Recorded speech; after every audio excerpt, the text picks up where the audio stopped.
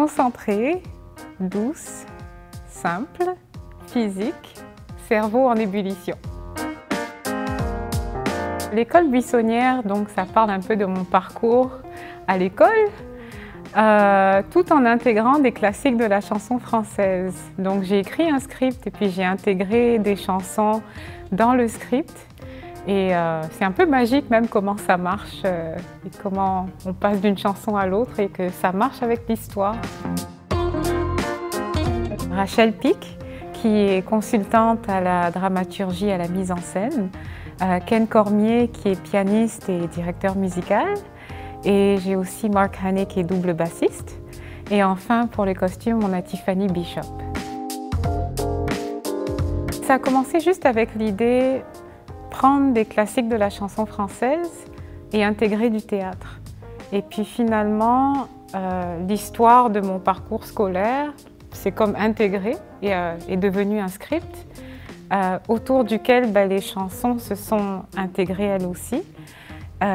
Et puis donc j'ai envoyé la musique aux musiciens qui ont travaillé de leur côté.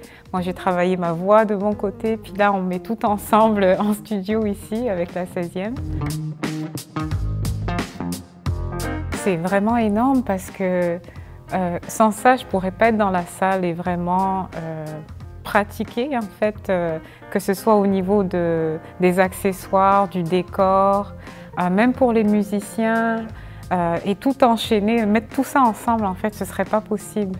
Donc, ce soutien-là, ça me permet de tout mettre ensemble et justement de le faire dans le théâtre où on va faire le spectacle, donc c'est parfait.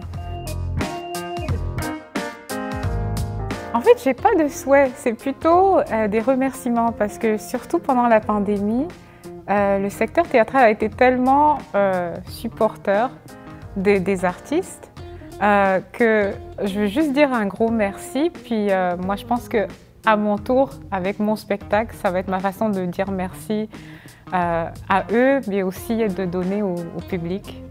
Voilà. Pour moi, la pandémie, je ne sais pas, ça permet d'être plus efficace parce que le temps est tellement précieux. Donc, par exemple, comme je ne peux pas travailler en personne avec Rachel parce qu'elle est un peu malade, donc on travaille sur Zoom. Mais on est vraiment efficace au niveau du temps, donc on ne perd pas de temps. Donc pour moi, la pandémie, ce n'est pas nécessairement une mauvaise chose au niveau de la créativité. Même c'est ça qui m'a permis de développer ce projet.